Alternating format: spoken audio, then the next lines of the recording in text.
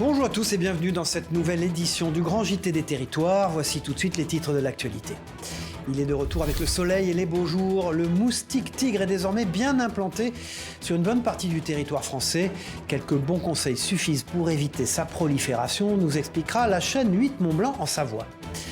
Quelques conseils peuvent être aussi utiles pour apprendre à gérer un budget. L'éducation financière s'adresse aux collégiens et les prépare pour leur vie étudiante. Un reportage de Vosges Télévision dans ce journal. C'est un site magique et paisible qui fait la fierté des habitants de la Somme. Les ortillonnages d'Amiens pourraient être sélectionnés pour participer au concours du monument préféré des Français. Elle ne participera pas au concours, mais y serait légitime. La savane des pétrifications en Martinique. Lieu de rêve, volcanique, apprécié des randonneurs, photographes et producteurs de melons. Un reportage éblouissant en fin de journal avec la rédaction de Via ATV sur place. Ne vous fiez ni à son nom, ni à sa taille. Le moustique tigre est désormais bien installé en France depuis une vingtaine d'années. Originaire d'Asie, cet insecte vecteur de maladies aime les eaux stagnantes et le frais. Pour réduire sa prolifération, la ville d'Annecy a lancé une campagne de sensibilisation. Objectif, expliquer les bons gestes et mieux connaître ce nuisible. Des agents vont ainsi à la rencontre des habitants. Un reportage de Manon Toiti pour la rédaction de 8 Mont-Blanc. Regardez. Vous les avez certainement déjà vus dans vos jardins à l'approche de l'été. Le retour des beaux jours signe aussi le retour des moustiques tigres. Ces insectes prolifèrent dans les zones d'eau stagnante et piquent énormément en journée. La ville d'Annecy lance une campagne de sensibilisation contre ce nuisible dans les quartiers des Romains et de l'Auverchie. Des agents d'hygiène parcourent les rues pour avertir les habitants. On vient faire de la sensibilisation contre le moustique tigre. Pour les riverains, ces conseils leur permettent d'envisager un été plus serein. Nous, ça fait 2 étés où il est très présent, surtout en journée. Quand il y a des moustiques tigres et qu'on est dans le jardin en journée l'été, on est très vite dévoré. On a vite remarqué les endroits où il y en avait beaucoup, l'eau stagnait. Et du coup, là, le fait de mettre des pierres dans le fond pour éviter que les moustiques prolifèrent à cet endroit, j'ai trouvé que c'était une très bonne idée et je pense qu'on va opter pour ces pierres et continuer à surveiller. Les agents passent de porte en porte et proposent un diagnostic gratuit des espaces extérieurs. Les habitants connaissent déjà les conséquences des piqûres du moustique tigre, mais ignorent à quoi il ressemble vraiment. C'est pour ça que quand ils nous piquent, on ne les voit pas. Voilà, exactement. Contrairement à ce que beaucoup de gens pensent, c'est un moustique qui est vraiment tout petit. C'est pas l'énorme moustique qui vient nous piquer la nuit. En fait, c'est vraiment un moustique qui vient nous piquer en journée, qui est vraiment tout petit. Donc par rapport à une pièce de 1 centime, sur la pièce de 1 centime, vous avez un petit globe. Et en gros, le moustique fait cette taille-là. Et vraiment tout petit. Et il est rayé noir et blanc. Donc c'est comme ça qu'on le reconnaît. Un bon entretien de son jardin garantit une limitation de la prolifération de cet insecte. Il est souvent dit que le moustique tigre qui vous pique est né chez vous, puisqu'il peut se déplacer d'environ 150 mètres seulement autour du lieu de ponte. Il est donc essentiel de connaître les gestes à appliquer pour éviter son invasion. Le but, c'est d'adopter les bons gestes pour supprimer tout ce qui est eau stagnante. Puisque quand on supprime l'eau stagnante, on supprime le cycle larvaire et donc le moustique ne se développe pas. Et ainsi, on réduit sa prolifération. Donc c'est vraiment surveiller tous ces extérieurs, ranger ce qu'il y a à ranger.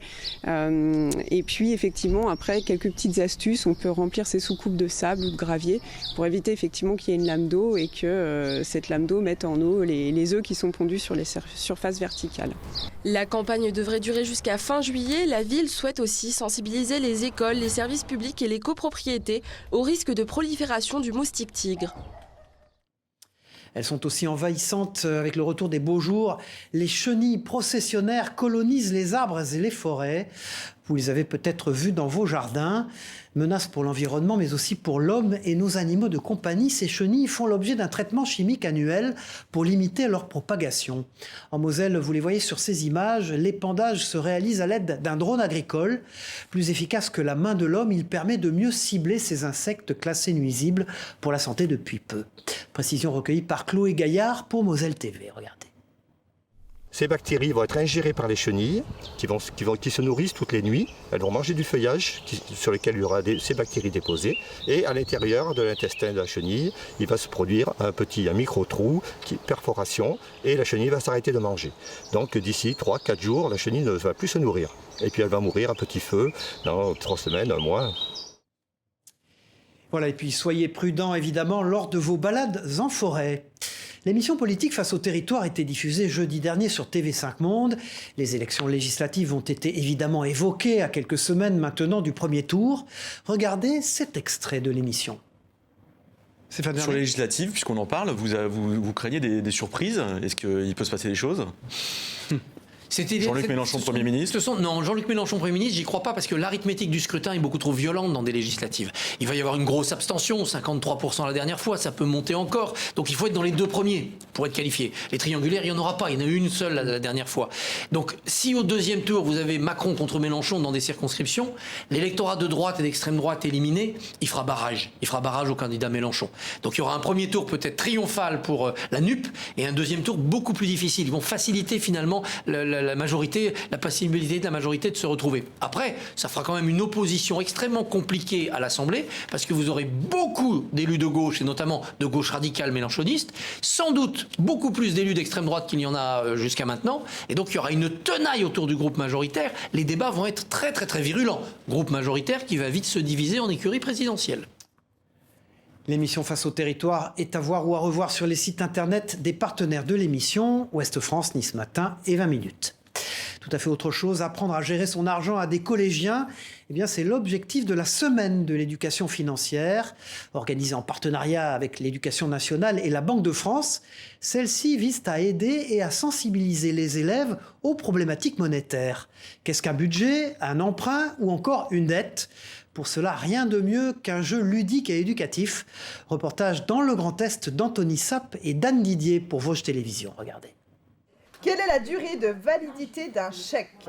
Contracter une assurance, payer des factures, gérer son salaire, des notions qui paraissent encore très loin, et c'est assez logique, des préoccupations premières de ces élèves du collège de Montureux-sur-Saône, et pourtant les voici mis en situation au travers de ce jeu de société intitulé Mes questions d'argent, un outil éducatif proposé par la Banque de France en partenariat avec l'Éducation nationale. Ils vont forcément être confrontés un jour à ces questions d'argent, ils vont devoir gérer un budget, c'est vraiment des notions concrètes, on est dans le pratique. Et on est bien souvent démunis face à ça. On arrive jeune étudiant avec peu d'argent. C'est pas facile de le gérer. Pendant quelques heures en lieu et place de leur cours traditionnel, ces élèves auront d'abord suivi un diaporama pour bien comprendre ce qu'est par exemple un budget, un emprunt ou des charges fixes. Puis ils testeront leurs connaissances en jouant par équipe, en classe, pour décrocher le passeport EducFi d'éducation financière. Une méthode amusante pour découvrir cet univers qui l'est beaucoup moins et qui leur était surtout jusqu'ici inconnu. Est-ce que tu as appris des choses, toi? Oui. T'as appris quoi? Les moyens de paiement que les gens à la caisse ils peuvent refuser. Par exemple, tout ce qui est taux d'intérêt, tout ça je ne savais pas. Le crédit, c'est exactement pareil. Mais les élèves de collège ne sont pas la seule cible de la Banque de France qui s'adresse, on le voit ici, dans ses locaux à Épinal, tout aussi bien à un public en insertion, de la même manière, au travers d'un jeu de société. Mais la jeunesse reste la priorité. Ce sont d'ailleurs les ménages de 25 à 35 ans que l'on retrouve le plus dans les dossiers de surendettement. Il faut vraiment accompagner les jeunes, leur donner des connaissances de base, leur apprendre à gérer un budget, un crédit qu'on contracte, il doit être remboursé. Et on attire également beaucoup l'attention sur les arnaques.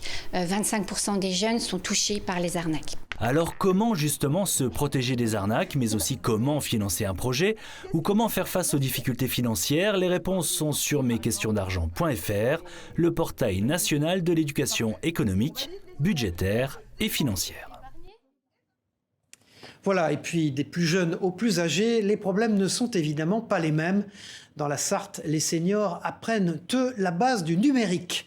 Utiliser une tablette, faire des démarches sur Internet ou envoyer un mail. Si cela peut sembler facile aujourd'hui, ça ne l'est pas pour tout le monde.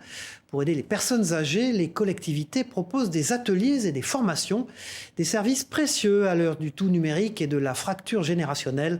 Réaction recueillie par Hélène Galliana pour LMTV Sarthe. Et voir les messages envoyés. C'est devenu un outil du quotidien et pourtant tout le monde n'en comprend pas la langue. Alors pour apprendre à maîtriser les bases, le Centre communal d'action sociale de la Chapelle-Saint-Aubin propose aux seniors de se former au numérique et à utiliser des tablettes. C'est leur donner les codes du numérique, surtout les rassurer en disant c'est une tablette avec différentes fonctions très simples et puis c'est une manipulation très simple. L'objectif c'est qu'ils ne soient pas perdus dans ce qu'on voit aujourd'hui de l'informatique avec Google, etc., etc. Donc des choses très simples qu'ils puissent manipuler pour avoir une ouverture d'esprit sur différents domaines. Une démarche qui va bien plus loin que le digital. Il n'y a pas simplement l'aspect numérique, il y a l'aspect aussi de faire sortir les gens de chez soi. L'idée était qu'on a vécu 2 ans de Covid relativement importants. On s'est aperçu que nos seniors ne bougeaient pratiquement plus de chez eux. Ce jeudi, 27 personnes ont assisté à la première formation découverte. Écoutez, on est 2, il n'y en a qu'une qui peut servir de l'ordinateur. S'il arrive quelque chose, une panne, quoi que ce soit, eh bien moi je ne sais pas quoi faire. Donc il me faut au moins des bases, quoi, si vous voulez. Moi ça va parce qu'on a l'habitude, quoi. Mais sinon, il y a beaucoup de gens qui sont devant le fait accompli et qui ne peuvent pas s'en sortir. Voilà, et c'est compliqué. Selon l'INSEE, en France, environ 17% de la population serait exclue ou en difficulté avec les usages du numérique. Parmi les seniors, 53% des 75 ans et plus n'ont pas accès à Internet. Capitaine de police et engagée pour la protection des animaux, voilà le portrait robot de Céline Gardel, une policière toulousaine qui partage son temps entre son engagement pour la défense des autres et des animaux. Un dévouement sans limite qui l'a même poussé à créer une association et à sensibiliser les plus jeunes. Un sujet de la rédaction de Via Occitanie, regardez. Allez viens, Zaz. Protéger les animaux, c'est le combat de cette capitaine de police depuis des années. Ce chien a été battu par son propriétaire avant de lui être retiré. Un exemple parmi tant d'autres.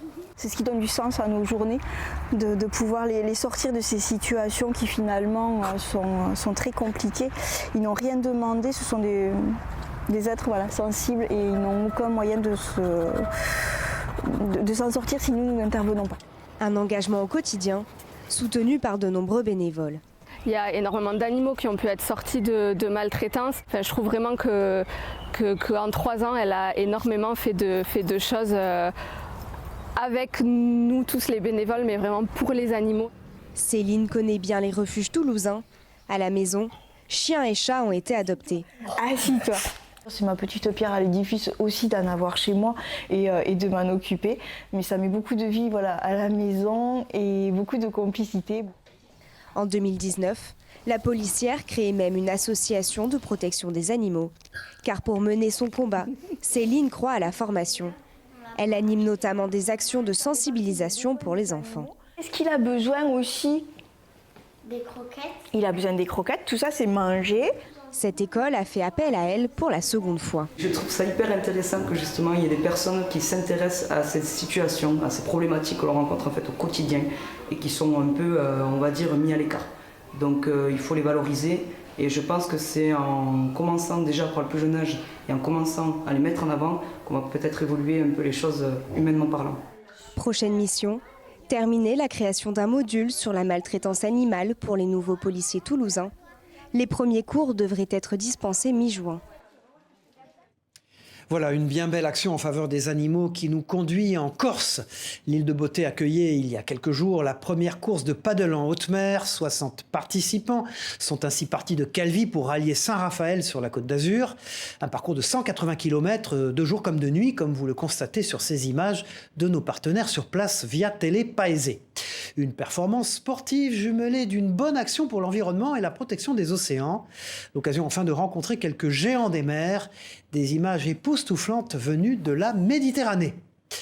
Sur l'eau, mais aussi sur la terre ferme, intéressons-nous à une autre belle initiative, celle d'un Nîmois qui a décidé de rejoindre Brest à pied en 80 jours. Un défi de 1400 km relevé par Régis, un retraité de 80 ans, bénévole pour l'association Les Petits Frères des Pauvres. Son objectif, changer le regard sur la vieillesse. Écoutez-le au micro d'Héloïse Géranton de TL7 lors de son passage dans la Loire. Lorsqu'on a 80 ans, lorsqu'on est dans un âge avancé, il faut et on peut toujours avoir des rêves, des projets Bref, il faut vivre. La vieillesse n'est pas une fin, la vieillesse est une étape qu'il faut vraiment vivre à fond. Les amoureux de la prunelle de Troyes et de Champagne seront ravis. Les confréries de ces deux produits locaux se sont unies dans le cadre d'une nouvelle alliance. Objectif de ce mariage de proximité, défendre et promouvoir les produits de la région. Le tout dans la bonne humeur, comme a pu s'en rendre compte Damien Ardéois pour la chaîne Canal 32. Regardez. Célébrons le sol chaud. Prunelle et Champagne ont célébré leur union, une journée historique pour les deux confréries. Nous allons déambuler pour se retrouver au Cellier Saint-Pierre, lieu de distillation de la prunelle de Troyes. Aujourd'hui, c'est l'apothéose. Samedi 7 mai, nous allons retracer la genèse de nos deux confréries et faire un chapitre exceptionnel de l'ère Champagne-Prunelle. Qu'est-ce qui rend les filles plus belles? C'est la prunelle. Objectif de cette alliance, valoriser encore davantage le patrimoine local. Une confrérie, on est là pour promouvoir les produits locaux. Donc c'est vrai que le champagne est connu, la prunelle est très connue. Et on avait envie de créer un événement autour de champagne et prunelle. C'est important de pouvoir marier deux produits locaux de manière à sceller un peu plus notre territoire. Nous allons vous présenter nos dignitaires et chevaliers. 4 ambassadeurs de l'Alliance Prunelle-Champagne ont été intronisés au terme de cette cérémonie folklorique. Parmi eux, le président de la Chambre d'agriculture de l'Aube, Alain Boulard, et la productrice de télévision Sandrine Dominguez. C'est très important de valoriser le patrimoine local. On a la chance en France d'avoir un patrimoine si diversifié, si riche. C'est important de perpétuer les traditions. Celle-ci en fait partie. Revenir à Troyes pour être la prunelle de Troyes, je trouve que c'était joyeux, inspirant. Je trouve que la démarche est intéressante et devrait d'ailleurs même se vulgariser même à d'autres produits, au-delà du folklore et de la publicité que ça fait autour. À la fin de la cérémonie, les 4 ambassadeurs ont réalisé un cocktail prunelle champagne, agrémenté d'huile de safran de l'Aube. Un cocktail alléchant à consommer bien sûr avec modération. Les rêves sont faits quant à eux pour être réalisés sans aucune mesure. Cela pourrait être l'adage de Sébastien Baron, un artiste breton, poète et musicien qui a décidé de se rendre en exploration au Groenland. Son moyen de locomotion n'est autre qu'un mini voilier jaune, Poussin, c'est son nom, qui servira de caisse de résonance à sa pratique culturelle et à ses rencontres avec les populations locales. Départ prévu pour le Nord l'an prochain. Explications et reportages de Claire Villalon pour TVR, la chaîne de Rennes. Bienvenue, voici Poussin, le voilier avec lequel je vais partir au Groenland l'année prochaine. Et lui, c'est Sébastien Baron, un drôle d'artiste qui a décidé d'aller au bout d'un rêve peu commun. J'imaginais un tout petit bateau et je ne sais pas pourquoi, mais je l'imaginais jaune et naturellement c'est devenu Poussin. Et Poussin, pour moi c'est aussi quelque chose de mignon et puis un poussin sur la banquise qui est le titre, le nom du projet.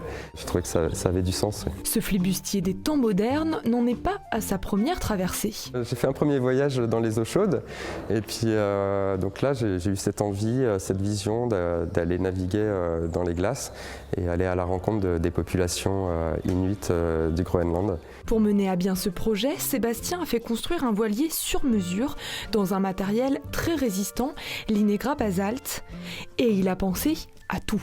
Ici on est dans le carré de Poussin, dans l'espace intérieur, l'espace de vie, et donc a été conçu dès le départ un endroit ici même pour mettre un instrument de musique. Et pas n'importe lequel. Voici mon fidèle compagnon de route. Protégé des chocs, son fidèle accordéon pourra l'accompagner partout, car son expédition est un savant mélange nautico-artistique. L'idée, c'est de créer un ciné-concert au retour du voyage, avec des images que je vais prendre pendant le voyage, mais également à la construction. Il y a déjà des images qui ont été tournées. Et ensuite, l'idée, c'est de créer de la musique sur ces images-là que je vais pouvoir diffuser. Le départ est prévu en avril 2023 et Sébastien cherche encore des sponsors pour financer son périple musical et poétique. Et en l'écoutant, on se dit que la banquise a bien de la chance.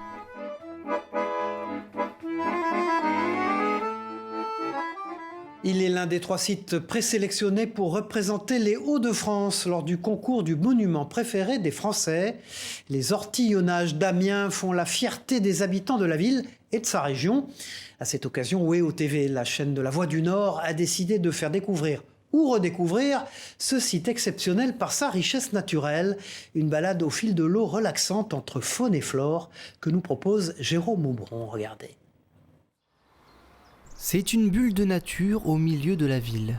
Un lieu paisible qui ne s'offre qu'à ceux qui en connaissent le chemin. Oui, pour profiter des ortillonnages, il faut emprunter les Rieux, un dédale de canaux façonné par l'homme et dont les remous bercent aujourd'hui les visiteurs. C'est surprenant d'être à côté de la ville et de rien entendre. Franchement, la découverte de cette nature et ce calme et cette verdure, c'est exceptionnel. C'est à recommander presque à tout le monde parce que c'est paisible et c'est du calme, c'est reposant. Donc ortillonnage, ça vient de hortus, le jardin en latin comme horticulture. À la barre, Jean-Baptiste. Cela fait 15 ans qu'il vogue au fil des eaux de la Somme, qu'il guide les curieux entre faune et flore, entre hérons, jeunes foulques et potagers. Vous voyez là, vous avez mon bureau en décor. Le plaisir premier, c'est ça. Quand vous en avez marre de la ville, en 5 minutes, vous êtes à l'autre bout du monde. Vous donneriez votre place ? Non. Pourquoi ? Dans ce décor impressionniste résonnent 800 ans d'histoire. L'histoire de ceux qui depuis toujours travaillent la terre, ceux qui vivent au rythme des saisons. Jérôme fait partie de ces maraîchers. Il profite autant de la terre idéale pour ses légumes que de l'ambiance sereine des ortillonnages. On a le contact à la nature ici qui est vraiment agréable. Le chant des oiseaux, on a une terre qui est vachement fertile. Chaque année, plus de 120 000 visiteurs embarquent pour 45 minutes d'air pur. C'est peu, mais il n'en faut pas plus aux ortillonnages pour faire chavirer les cœurs. Et puis découvrons à présent une autre merveille naturelle de nos territoires, le trou de Bouzoul en Aveyron, un canyon extraordinaire à l'histoire plus que millénaire où se côtoient verdures et cours d'eau au milieu de falaises vertigineuses. Un site extraordinaire dont vous voyez quelques images impressionnantes grâce à nos partenaires de la Dépêche du Midi. Direction la Martinique pour terminer cette édition avec d'autres vidéos éblouissantes, vous allez le voir. Celle d'un volcan totalement décapité par l'érosion. À Sainte-Anne, la savane des pétrifications, c'est son nom, offre un spectacle quasi lunaire aussi incroyable qu'impressionnant. Un voyage dans le temps et au cœur d'un volcan avec Jean-Marc Dabreux et Teddy Albert, journaliste à la rédaction de Via ATV Martinique.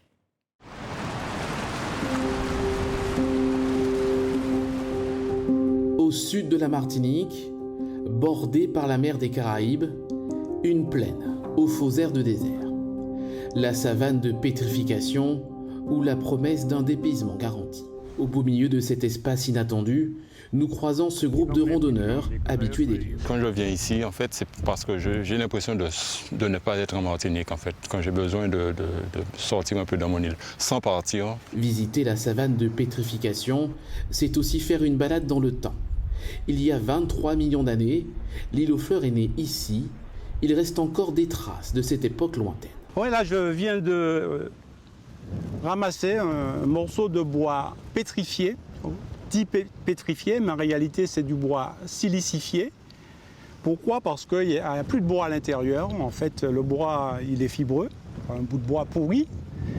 Et ce bois a été traversé par des remontées hydrothermales, c'est-à-dire de l'eau riche en silice. On se retrouve au cœur d'un volcan, totalement décapité. Nous sommes en train de réaliser là, le rêve un peu fou de Jules Verne, c'est-à-dire pouvoir rentrer au cœur d'un volcan. De ce passé volcanique découle un sol argileux et très fertile.